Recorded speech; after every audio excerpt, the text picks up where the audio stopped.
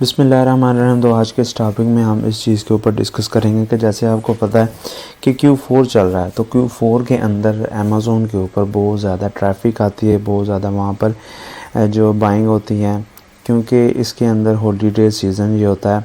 इसके अंदर लोग एक दूसरे को गिफ्ट्स देते हैं, इसमें बहुत सारे इवेंट होते हैं जिसके ऊपर ऑलरेडी मैंने डिस्कस किए है, जैसे कि क्रिसमस हो गया, न्यू ईयर हो गया, हेलोवीन हो गया, ब्लैक फ्राइडे हो गया। इसी तरह बहुत सारे ऐसे इवेंट्स आते हैं कि जिसके अंदर लोग एक दूसरे को गिफ्ट्स वगैरह देते हैं।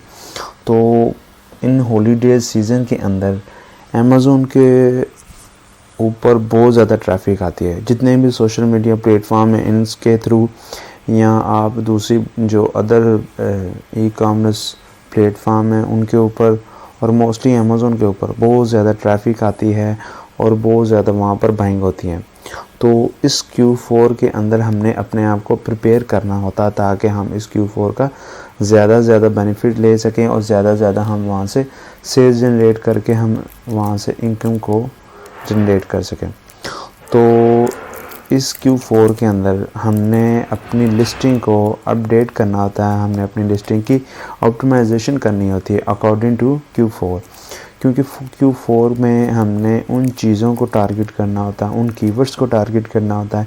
अपने इमेजेस में कुछ ऐसी हमने अपडेट लानी होती है ताकि जितने भी जो बायर्स हैं वो जब आए हमारी लिस्टिंग को देखें, हमारे वो कैटेगरीज़ को देखें, तो उसके अंदर वो हमारे ही प्रोडक्ट को सिलेक्ट करें। इतना अट्रैक्टिव होना चाहिए, क्योंकि उसके अंदर तो मोस्टली हर लिस्टिंग से कोई ना कोई बाय करता है, मगर ज़्यादा से ज़्यादा हम किस तरह से जनरेट कर सकते हैं, किस तरह हम अपने लिस्टिंग के ऊपर ट्रैफिक ला सकते हैं। तो उसमें हमने लिस्टिंग की ऑप्टिमाइजेशन में जो मेन एफर्ट होता है, जो मेन उसका काम होता है, उसके अंदर हमने अपने कीवर्ड्स को अपडेट करना होता है। हमने कीवर्ड्स की ऑप्टिमाइजेशन करनी होती है, लिस्टिंग ऑप्टिमाइजेशन करनी होती है। आप अपने इमेजेस के हिसाब से भी आप उसमें कुछ ना कुछ चेंजिंग लाएँ Q4 को आप माइंड में रखते हुए।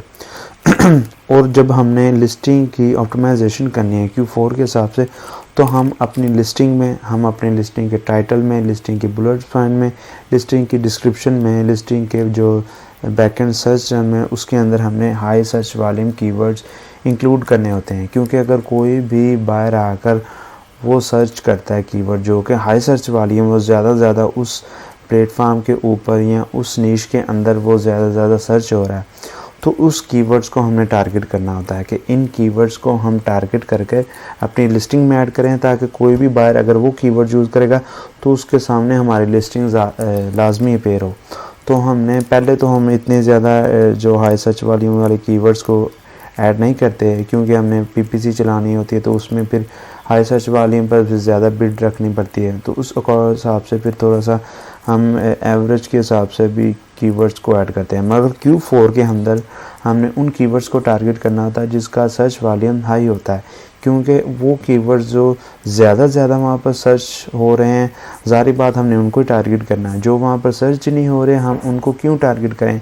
और ये Q4 के अंदर ये एक छोटा सा टाइम पीरियड के अंदर हमने सेल्स जनरेट करनी होती है। अगर पिछले 3 Qs की बात करें तो उसमें अगर आपकी सेल एवरेज भी जा रही है तो आपका इतना प्रॉफिट मार्जिन नहीं निकल रहा, आपका इतना ROI नहीं निकल रहा, तो फिर आप इस Q4 के अंदर आप उन सारे पिछले 3 Qs का जो लॉस है वो आप इससे निकाल सकें।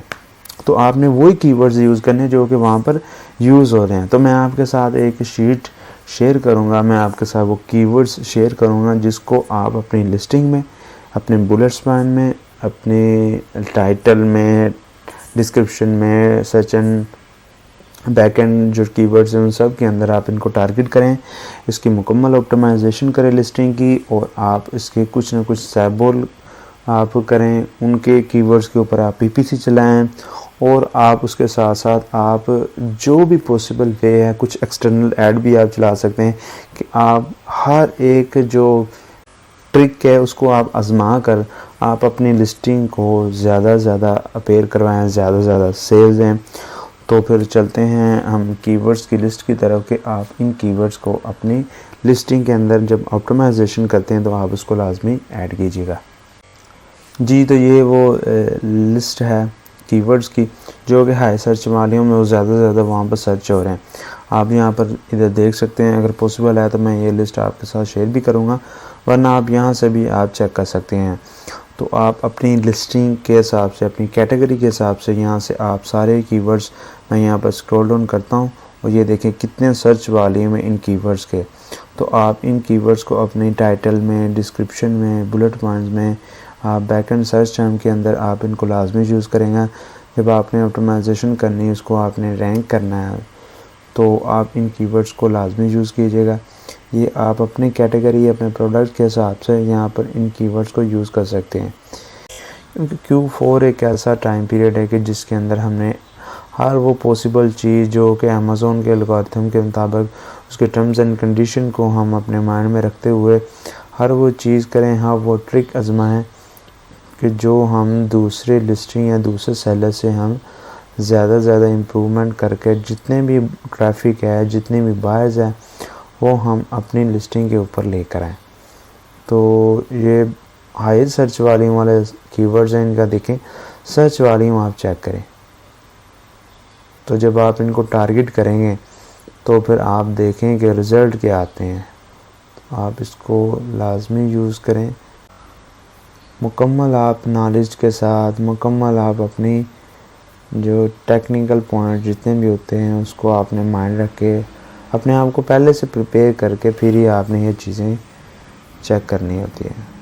और मोस्टली पीएल के सिनेरियो में, कि पीएल में जितने भी स्टेप्स होते हैं वो हर स्टेप टेक्निकल होता है और एक स्टेप दूसरे स्टेप के साथ लिंक होता है, तो आप उसको लाजमी चेक करके ही फिर ही आप स्टेप के अंदर मूव ऑन हो और आप वहाँ से सक्सेसफुली हर चीज़ को क्लियरली आप कर सकें।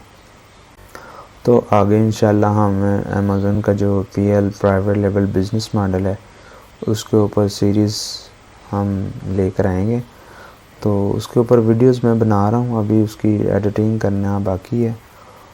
तो जैसे वो कंप्लीट होगी तो वो सीरीज़ इंशाल्लाह शुरू होगी। तो वो आप उसको सीरीज़ को देखकर आप इजीली जो पीएल की सर्विसेज हैं वो आप दे सकते हैं। हर चीज़ को हम चेक करेंगे, हर पॉइंट को हम चेक करेंगे कि किस तरह किस पॉइंट में क्या चीज़ें टेक्निकल आती हैं, किस तरह हम उसको प्रॉब्लम्स को दूर करते हैं, किस तरह हम उन चीज़ों को मैनेज करते हैं। वो सारी चीज़ों के ऊपर हम डिस्कस करेंगे स्टेप बाय स्टेप।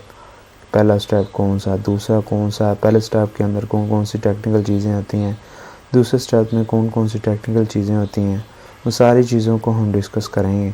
मैं डिस्क्रिप्शन के अंदर ये मैं शेयर करूँगा लिस्ट, या आप वहाँ से चेक कर लीजिएगा, बहुत बड़ी लिस्ट है जी। तो फिर मिलते हैं नेक्स्ट वीडियो में, तब तक के लिए अल्लाह हाफ़िज़। होपफुली आपको ये वीडियो पसंद आई होगी।